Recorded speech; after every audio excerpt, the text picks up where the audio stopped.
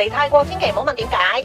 點解泰國廁所馬桶側邊一定有一支好似洗車咁嘅噴水槍呢？第一次見你係咪諗緊呢支嘢係咪用嚟洗廁所㗎，定係攞嚟洗 pat pat 呢？事實嘅真相就要由泰國人嘅水文化開始講起啦。以前泰國人係用水桶配水殼嚟洗屁股嘅。喺泰國傳統觀念入邊，水代表潔淨。雖然而家進步到可以用噴水槍，但係核心邏輯冇變。試諗下，如果你隻手揩到朱古力，你係會用張紙巾抹兩下就算啦，定係用水洗乾淨呢？泰國人覺得水洗先至係真正嘅乾淨同埋文明啊！呢個習慣仲影響埋泰國人嘅社交禮儀，因為以前用左手配合水嚟清洗，所以泰國人傳統覺得左手係唔乾淨嘅。呢個就係點解你遞嘢俾人或者食飯都一定要用右手嘅原因啦。咁應該點樣正確用呢支水槍呢？第一，噴之前一定要對住地下試咗水壓先，因為泰國嘅水壓好隨機嘅，有啲好似按摩咁，有啲勁到好似消防水喉咁樣，一撳錯你就成衫都濕晒噶啦。第二，正確嘅順序應該係先水洗後印乾，洗完之後再攞少少廁紙印一印，咁樣先至係最清爽地道嘅做法。聽聽下佢哋咁講，又好似幾有道理喎。不過我喺度住咗幾年，我都未試過呢支水槍。你哋而家究竟係紙巾派啊，定係水槍派？留言話俾我知你哋嘅習慣。想知更多曼谷貼地生活，記得 follow 我哋啊！